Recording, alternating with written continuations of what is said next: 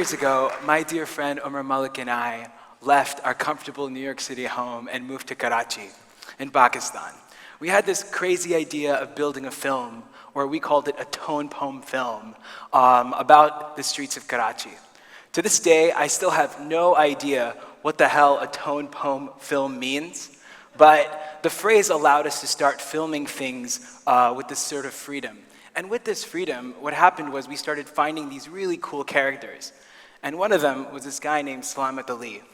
Now, Slamat Ali is an unassuming bus driver, a very simple guy, but he had this real special quality. And when we asked him to do a quick sound check, this is kind of what unfolded. So let's see if this works. Dam masti kalandar mast mast dam masti kalandar mast dam masti kalandar mast mast dam masti kalandar mast ikko vird gadam dam ali ali ikko vird gadam dam ali ali sakhi lal kalandar mast mast sakhi lal kalandar mast mast lajpal kalandar mast mast dam mast kalandar mast mast. Cool, you guys know this? I didn't know they all knew this, that's awesome. So the first time we heard Slamat speak, or at least sing, it was a revelation for us. We heard the voice of Karachi come to life with all its violent energy. So we started following his bus routine, and with that, we met all these interesting kids. We met this other bus driver that flicked us off, and there was also this flute player sitting in the back.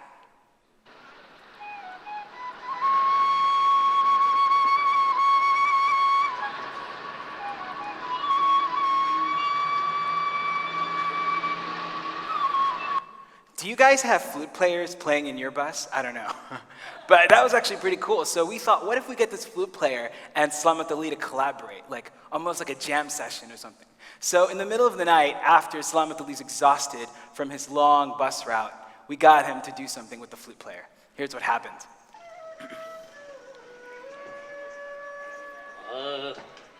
Beja sade kol kale satur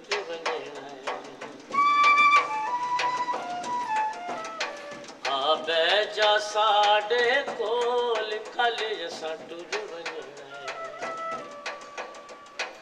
beja sade kol kale satur vajna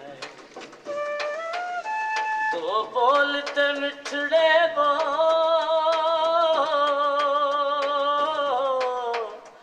do bolte mithde bo kale satur vajna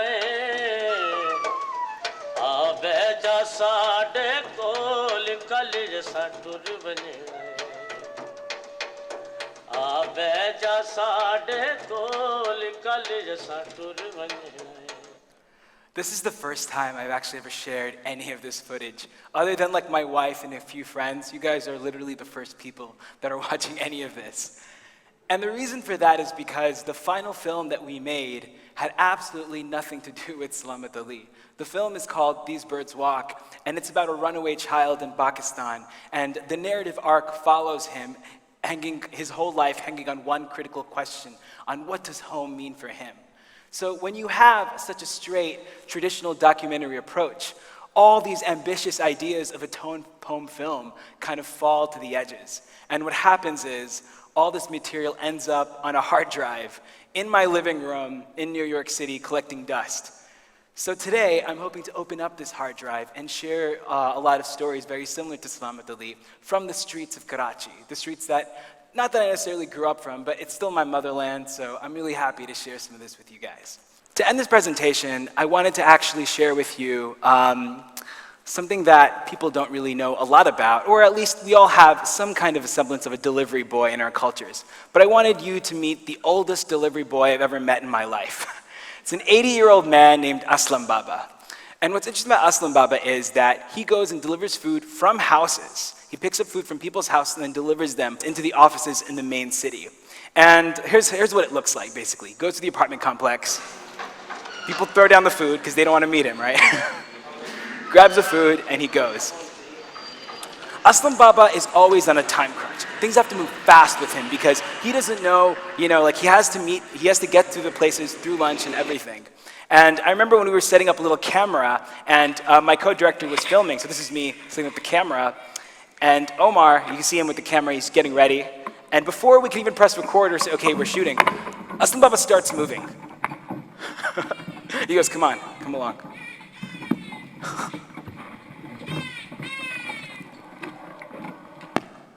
Around this point, we realized he had no interest in being in this film. He wanted nothing to do with us, but he was such a nice person that he was like, okay, look, because you guys are visitors here, I'll do whatever you need me to do. But we realized very quickly that we weren't going to get anything special out of him. But out of a desperate attempt of building some kind of a story, Omar and I were like, okay, maybe in the nighttime when he's finally driving back home, we'll get to something that's really deep and powerful and vulnerable. And this is what we actually ended up filming. I just wanted you guys to see how crazy it is out in the night of Karachi. I don't know if this footage really showcases it as powerfully enough.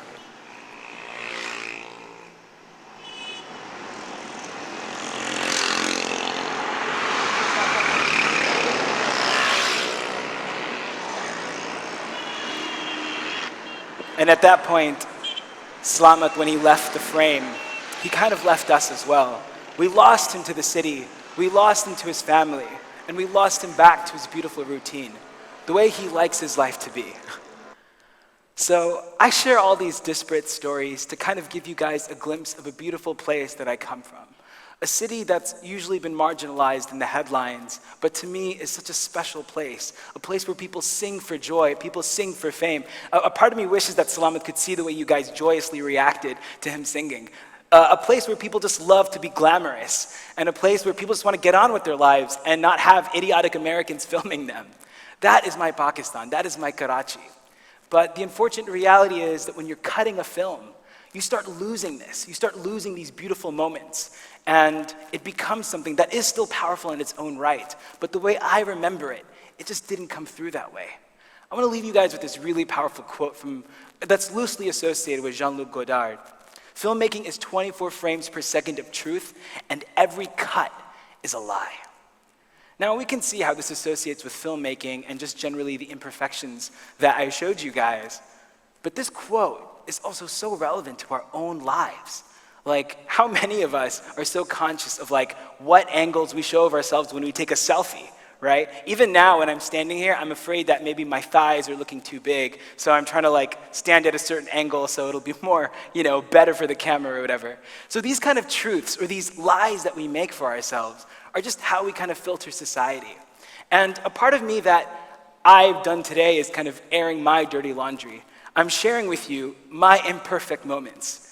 But I hope that these moments can show you just how human we can be when we share these imperfections. We share this process that just shows our little beautiful failures. So a simple question that I want to leave you all with is, what are these lies that we are sharing? And what are those beautiful truths, the truths about our community, the beautiful truths about ourselves that we're holding back?